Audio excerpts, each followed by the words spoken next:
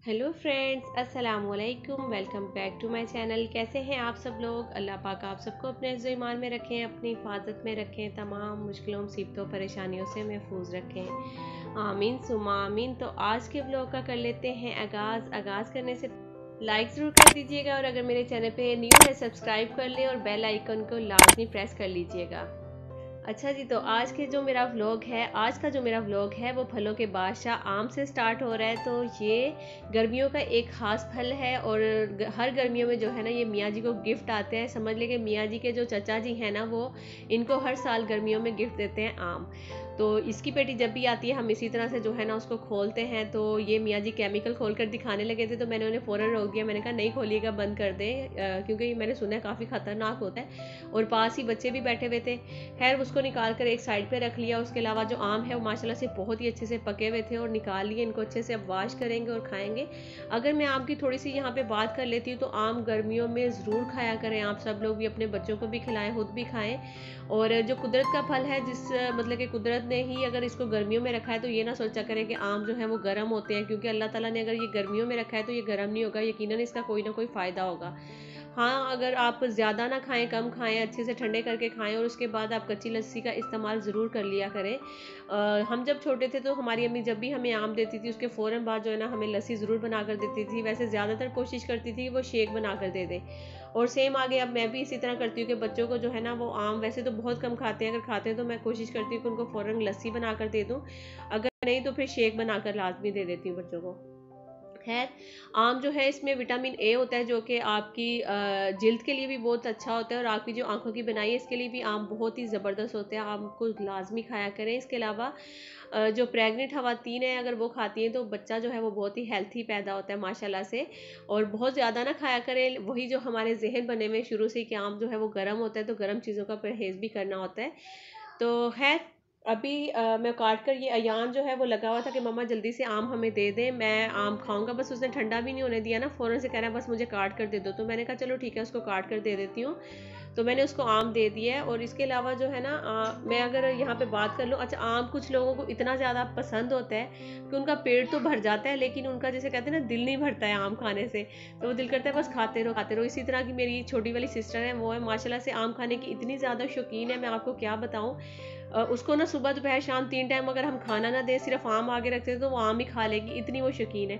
तो आम जो है वैसे बहुत अच्छा होता है, ब्लड बनाता है आम जो है, उससे खून बनता है, तो वो ज़रूर खाने चाहिए। तो अगर मैं उसकी थोड़ी सी डाइट की बात कर लूँ, तो बल्कि वो अगर सुनेगी तो ज़रूर हंसेगी भी। उसकी डाइट इस तरह की होती थी, आप लोग सुन के हैरान हो जाएंगे कि आजकल की लड़कियां बहुत कम ऐसी होंगी कि जो ऐसी डाइट लेंगी। दही बहुत शौक से खाती थी, दूध बहुत शौक से पीती थी, और फ्रूट्स माशाल्लाह बहुत शौक से खाती है। इसके अलावा मलाई कभी ख़त्म नहीं होने देती थी वो फ्रिज में से। मलाई जो है ना उसकी हर वक्त फ्रिज में पड़ी रहती थी, और वो क्या करती थी कि जब भी चाय पीनी है उसके ऊपर मलाई थोड़ी सी डालकर उसने पीनी होती थी। और बल्कि चाय की भी इतनी ज़्यादा शौकीन थी वो, कि उसको अगर रात के 3 बजे उठाकर बोल दिया जाता था ना कि चाय पीनी है, तो वो कहती थी कि हाँ हाँ चाय पीऊँगी। मतलब कि वो चाय की भी बहुत शौकीन थी। तो अक्सर लोग कहते हैं कि चाय पीने वाले लोग जो है ना वो चाय पीने से ज़्यादा काले हो जाते हैं, ये वो। लेकिन मैंने जो देखा है, ज़्यादातर जो ज़्यादा चाय पीने वाले लोग हैं वो उतने ही गोरे होते हैं। पता नहीं क्यों ऐसा होता है, लेकिन हमारी जो अम्मी है या हम लोग हैं आगे बच्चों को इसी तरह बोलते हैं कि ज़्यादा चाय पीने वाले का रंग जो है वो काला हो जाता है, पता नहीं क्यों। खैर, अभी मैं बच्चों के लिए शेक बना रही हूँ। तो अभी अभी बच्चों की जो ट्यूशन वाली टीचर है उनकी कॉल भी आई थी। उन्होंने कहा कि आप ना आज बच्चों को ट्यूशन नहीं भेजिएगा, क्योंकि वहाँ पे उनके घर में कुछ मेहमान आए हुए। तो मैंने कहा चले ठीक है। फिर मैं अब सोचने लगी थी कि बच्चे जो है अब मुझे बहुत तंग करने वाले हैं, आज तो बच्चे ट्यूशन नहीं जाएंगे। तो फिर मैंने सोचा, शेक बनाते बनाते मैं सोच भी रही थी कि अब मैं क्या करूँ कि बच्चों को कंट्रोल करना है। अब 2 घंटे जो अगर इनको पता चल गया ना छुट्टी, तो इन्होंने तो जो है ना वो एकदम से शोर मचा देना है। खैर, मेरे फिर जहन में एक आइडिया आया। मैंने सोचा कि बच्चों को मैं बोलती हूँ कि अगर आपने आज ट्यूशन की छुट्टी करनी है और शेक पियो, थोड़ी सी वॉक करो, और फिर जाकर सो जाओ रूम में ना। तो मैंने बच्चों को बोला आपने आज ट्यूशन जाना है या छुट्टी करनी है? कह रहे मम्मा छुट्टी करेंगे छुट्टी करेंगे। मैंने कहा अच्छा, अगर आपने छुट्टी करनी है तो फिर एक काम करो, शेक पियो, थोड़ी सी वॉक करो, और जाकर जो है ना वो लेट जाओ रूम में, अपना ना लाइट्स वगैरह ऑफ करके एसी चलाकर ना सो जाओ। तो उन्होंने कहा कि हाँ ठीक है हम सो जाएंगे। मैंने कहा आप लोगों के पास 5 बजे का टाइम है, अगर 5 बजे तक आप लोग नहीं सोए ना, तो फिर उसके बाद आपको ट्यूशन जाना पड़ेगा। तो मज़े की बात है, अभी मैं आप लोगों को दिखाती हूँ। बल्कि जैसे ही बच्चों ने शेक पिया, और उसके बाद बच्चों की जो हालत थी, बिल्कुल इस तरह लग रहा था जैसे नींद की गोलियां खा ली और वो टुन पड़े हुए सोए रहे थे। फिर माशाल्लाह से वो 6 सवा 6 बजे उठे थे। तो खैर, अभी बच्चों का शेक जो है बन गया। अब मैं जल्दी से डालकर इनको दे लेती हूँ।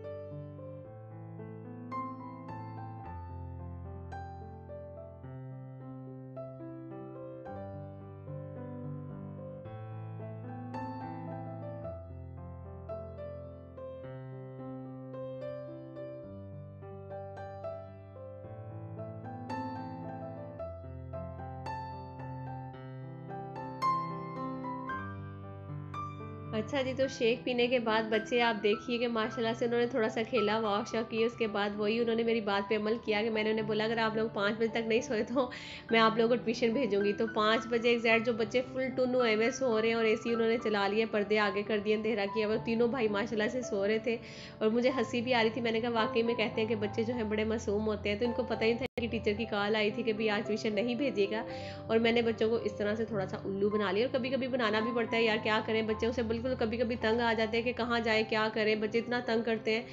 और फिर माशाल्लाह से 1 नहीं, 2 नहीं, 3 नहीं, माशाल्लाह 4-4 बच्चे हों तो उनको जो है ना वो सँभालना कितना मुश्किल है वो मैं ही जानती हूँ या वो जानते हैं जिनके पास माशाल्लाह से 4-4 5-5 बच्चे हैं वो। तो ख़ैर बच्चे अभी सो गए थे, फिर मैं बाहर निकली थोड़ा-सा सहन में, तकरीबन 5:30 पौने 6 बजे का टाइम था। मैं बाहर आई, मैंने कहा प्लांट्स को कुछ पानी वग़ैरह दे लेती हूँ, उनकी सफाई करनी थी वो कर लेती हूँ। और जैसा कि आपने आज का जो मेरा टाइटल है वो देख लिया, तो चलो मैं उसके बारे में भी थोड़ी-सी बात कर लेती हूँ। वो यही कि कल जो मैंने पोस्ट लगाई थी कि जो मेरी उस पे आप सबसे पहले तो बहुत ज़्यादा कमेंट्स आए और जिनके पास मेरा व्हाट्सएप नंबर था उन्होंने मुझे वहाँ पे कॉल्स की और जिनके पास मेरी इंस्टा की आईडी थी वहाँ पे मुझे अलग से मुझे बहुत अच्छा लगा। आप सब लोग जो है ना वो वाईटी से हटकर भी जिनके पास मेरा मतलब कि इंस्टा वगैरह पे या व्हाट्सएप पे भी जो मेरे साथ राब्ते में है उन्होंने मुझे वहाँ पे भी पूछा, बिल्कुल जिस तरह मेरी अपनी बहनें मेरे भाई मुझे कॉल्स कर रहे थे कि आंटी ठीक है, खैरियत से हैं, सब ठीक है, कुछ ज़्यादा मसला तो नहीं हुआ। उसी तरह से आप सब लोगों की भी कॉल्स और मैसेजेस आ रहे थे।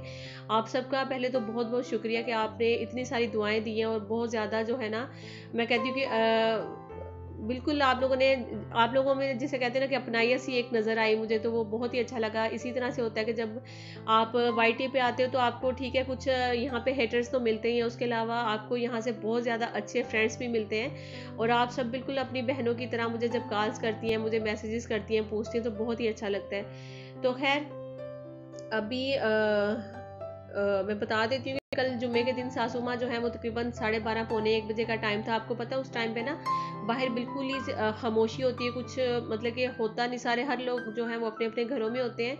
और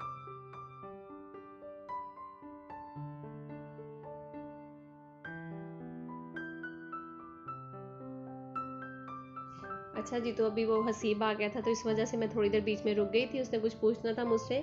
तो मैं बता रही थी कि कल जुम्मे के टाइम पे सासू माँ जुम्मे से पहले ही तकरीबन 12:30 या 1 बजे का टाइम था जिस टाइम वो बाहर गई। तो आपको पता है उस टाइम पे सारी मार्केट बंद होती है और कोई होता ही नहीं है बाहर, हर कोई अपने अपने घरों में जुम्मे की तैयारी कर रहा होता है। और अच्छा, सासू माँ जब निकली है ना तो उसके बाद मियाँ जी भी गए जुम्मा पढ़ने के लिए, लेकिन उससे पहले शायद वो, अब उनको पता ही नहीं था कि मेरी अम्मी मतलब कि इस तरह से कोई उनको ले गया है। तो वो जुम्मा पढ़ने चले गए, दोनों भाई नीचे, मेरे जो देवर हैं वो भी और ये भी, और मियाँ जो मेरे ससुर जी हैं वो भी जुम्मा पढ़ने चले गए थे। और जब जुम्मा पढ़ के वापस आए तो आगे देखा तो अम्मी इस तरह से मतलब कि बैठी रो रही थी। तो फिर इन्होंने पूछा कि क्या हुआ अम्मी से, तो अम्मी ने फिर बताया कि इस तरह से मैं जब टमाटर और सब्ज़ी वगैरह कुछ लेने बाहर गई थी तो उस टाइम पे एक फ़कीर मेरे सामने आया। तो उसने आकर, जो मांगने वाले होते हैं वो आया मेरे सामने, उसने कहा कि भाई मुझे अल्लाह के नाम पे कुछ दे दो, हमारे घर में इस तरह के हालात है, ये वो ना, उस तरह बोलने लग गया। तो जैसे अमूमन कोई मांगने वाला आता है तो फिर मेरी सासू माँ ने क्या किया कि उनको पैसे देने लगी थी वो। और वो कहती, जब मैं उसको पैसे पकड़ाने लगी बस उसके बाद मुझे कुछ समझ नहीं आई कि उन्होंने मुझे गाड़ी में किस तरह से डाल दिया और किस तरह से गाड़ी में बिठाया, क्या नहीं मुझे कुछ पता नहीं चला। और अल्लाह ही जानता है, शायद मे भी उनके पास कोई स्प्रे ऐसा होगा कि जिसके लिए बंदा कोई 5-10 मिनट के लिए बेहोश हो जाता होगा या फिर क्या, अब अल्लाह ही जानता है। उनको भी समझ नहीं थी आ रही, वो काफ़ी कंफ्यूज थी बेचारी बताते हुए। तो खैर वो कह रही कि जब मेरी आंख खुली तो मैं गाड़ी में थी, उसके बाद जो वो वाला फ़कीर था वो भी गाड़ी में था और 3 लोग और थे। उन्होंने मेरे जो हाथों पे कड़े वगैरह दोनों हाथों पे पहने थे वो भी उतार लिए, उन्होंने जो लाकर चैन थी वो भी उतार ली और इयरिंग्स वगैरह थे वो भी उतार लिए। तो उसके बाद उन्होंने जो मेरे हाथ में कुछ पैसे थे जो सब्जियों के लिए लेकर गई थी वो भी उन्होंने छीन लिए। तो बेचारी बड़ी परेशान थी और यहाँ से उन्होंने अच्छा गाड़ी में बिठाया और घर से इतनी दूर लेकर चले गए ना वो यहाँ से। फिर मैं बल्कि जब थोड़ी सी सासू माँ सेट हुई तो फिर हम उनको लेकर के गाड़ी में बिठा के, क्या बताएं कहाँ कहाँ पे कैसे कैसे हुआ सारा। तो फिर उन्होंने बताया कि मैं इस साइड पे आई थी सब्जी लेने के लिए, यहाँ से उन्होंने मुझे गाड़ी में डाला, फिर वहाँ वो जहाँ पे वो उतरी थी, बल्कि उतना क्या है, उन्होंने ना धक्का दे के गाड़ी से उन्होंने बाहर निकाला है। और अल्लाह का शुक्र है कि वो बिल्कुल ठीक ठाक है। हम लोग तो यही अल्लाह का इतना शुक्र अदा कर रहे हैं कि अल्लाह ताला ने एक किस्म की उनको दोबारा से ज़िंदगी दी है। और वो बेचारी बहुत ज़्यादा एकदम से रोना शुरू हो जाती हैं। ज़ाहिर सी बात है, बंदा डर जाता है।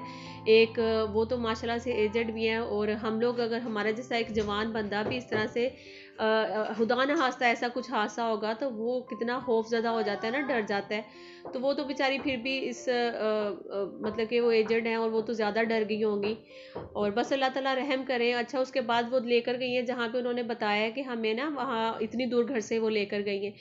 तो हम लोग खुद इतने खौफज़दा हो गए थे वहाँ पे।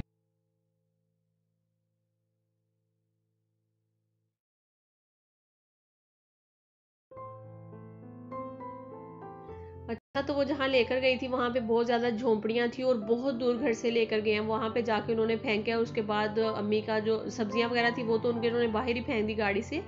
और जो पर्स था छोटा सा अम्मी के पास, वो हाथ में वो भी ले लिया, पैसे वगैरह ले लिए। अच्छा, वो फिर अम्मी वहाँ से बेचारी चलती हुई घर पे वापस आई हैं। और रास्ते में आते हुए जो झोंपड़ियों वाले थे, ज़ाहिर उन्होंने देखा होगा, लेकिन आपको पता है ये जो झोंपड़ियों वाले होते हैं बेचारे, एक तो गरीब लोग होते हैं, फिर इन्होंने आंखों से अगर कुछ देखा भी होता है तो ये कभी भी मानते नहीं है। तो जब हम लोग गए वहाँ पे, हमने उनसे पूछा कि भाई आपने जो है ना ऐसे देखा है अम्मी को इस तरह से यहाँ पे, मतलब कि कोई वारदात होते हुए? तो उन्होंने कहा नहीं नहीं, हम गरीब लोग हैं, हमने कुछ नहीं देखा। इस तरह से वो बोलने लगे। तो हमने कहा देखें, हमारी अम्मी हमारे साथ हैं, अल्लाह का शुक्र है, हमें कुछ नहीं चाहिए। हम जस्ट पूछ रहे हैं कि भाई वो ये वाली जगह थी, ताकि जाहिर सी बात है वो पुलिस वालों को बता सके या कुछ भी इस तरह से, क्योंकि अम्मी को जो है ना वो बिल्कुल भी कुछ भी समझ नहीं थी आ रही। वो जो भी बोल रही थी, कभी बेचारी कुछ बोल रही थी, कभी कुछ बोल रही थी, वो खुद भी कंफ्यूज थी और परेशान थी।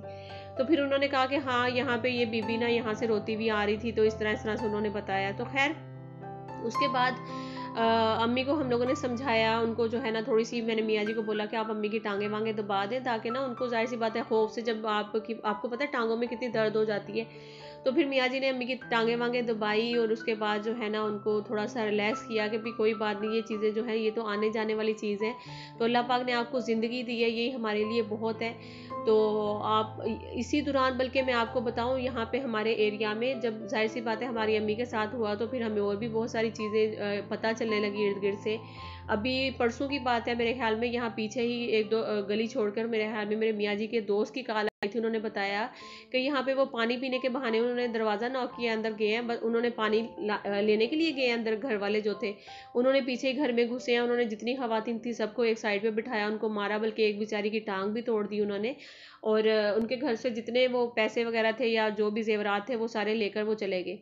और सेम इसी तरह से जो है ना हमारे अपनी ही गली में एक ऐसा वाकया हुआ था कि मेडिकल स्टोर है, वहाँ पे शायद कोई मेडिसिन वगैरह देने के लिए, लेने के लिए, जो भी था, वो बंदा आया और उन्होंने पैसे लिए उनसे 3 लाख रुपए लेकर। वो बेचारा आके सिर्फ गाड़ी में उसने पैसे रखे हैं, वापस वो दोबारा मेडिकल स्टोर पे गया शायद कोई बात करने के लिए। और जैसे ही वो मेडिकल स्टोर पे दोबारा गया और वो आकर वो अपनी गाड़ी में बैठा, तो उसने देखा वहाँ पे 3 लाख रुपए ही नहीं है, तो वो भी किसी ने निकाल लिए। तो अल्लाह ताला से माफ़ी मांगते हैं हम लोग। और इतना डर लग रहा है, यकीन करें कि कैसा वक्त आ गया और कैसा माहौल हो गया कि अब आपको पता ही नहीं चलता कि किस तरह से क्या हो रहा है। इतने लोग खतरनाक हो चुके हैं और इतना इन लोगों के दिलों में ज़रा सा रहम नहीं होता कि कोई बंदा कितनी मेहनत करता है अपने बच्चों के लिए और किस तरीके से वो बेचारा रोटी कमाता है, रोज़ी कमा कर लेकर आता है, और ये लोग इतने बेदर्दी से जो है ना इस तरह की हरकतें कर देते हैं। तो खैर अल्लाह ताला से दुआ है कि अल्लाह पाक ऐसे लोगों को हदायत दें। और अल्लाह ताला आप सबको, मुझे, मेरी फैमिली को, मेरे बच्चों को अपने हिफ्ज़ ईमान में रखें और अपनी हिफाजत में रखें, तमाम मुश्किलों, मुसीबतों, परेशानियों से महफूज रखें। आमीन सुमा आमीन।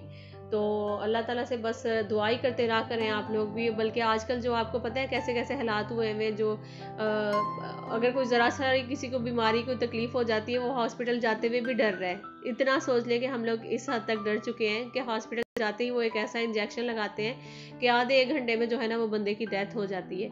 तो ये वीडियोस मतलब कि मैंने देखी भी हैं और सुना भी है बहुत सारा, तो डर लग रहा था। तो वैसे तो मैं कोशिश करती हूँ कि इस तरह की बातें कम करूँ, क्योंकि इन चीज़ों से जितना दूर रहेंगे वो ज़्यादा अच्छा है। क्योंकि हर कोई तो इस चीज़ के बारे में बोल रहा है, लेकिन ये कोई नहीं कहता कि इन चीज़ों से थोड़ा सा दूर है। जितनी आपको इन्फॉर्मेशन चाहिए थी ना इसके लिए कि आप में ये जो वबा है इसके लिए क्या क्या करना है, वो आपको मिल चुकी है। कि आप में कुदरती जो चीज़ें हैं वो खाएं, ज़्यादातर जो सब्जियां वगैरह हो गई हैं, फल फ्रूट्स हो गए हैं, वो खाएं, धूप लगवाएं, और इसके अलावा जो है ना आपने क्या क्या परहेज़ करना है वो सब आपको पता चल गया है। तो कोशिश करें जो ऐसी न्यूज़ वगैरह और ऐसी वीडियोज़ जो है उनसे थोड़ा सा दूर रहें, क्योंकि इससे हम जो है ना वो ज़हनी तौर पे ज़्यादा डिप्रेशन में चले जाते हैं। और भी ज़्यादा ऐसे तो खुदा ना खास्ता कुछ होना है या नहीं होना, हम लोग बीमार ज़्यादा हो जाते हैं ये सुन सुन के, और एक खौफ जो है वो दिल में अलग से पैदा हो जाता है।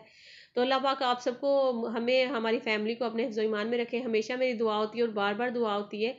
तो आज का जो मेरा व्लॉग है वो यहीं तक है। आई होप आप लोगों को अच्छा लगा होगा। अगर अच्छा लगेगा तो please like share and subscribe. इंशाल्लाह मिलती हूँ नेक्स्ट व्लॉग में। अपना बहुत सारा ख्याल रखिएगा और दुआ में मुझे याद रखिएगा।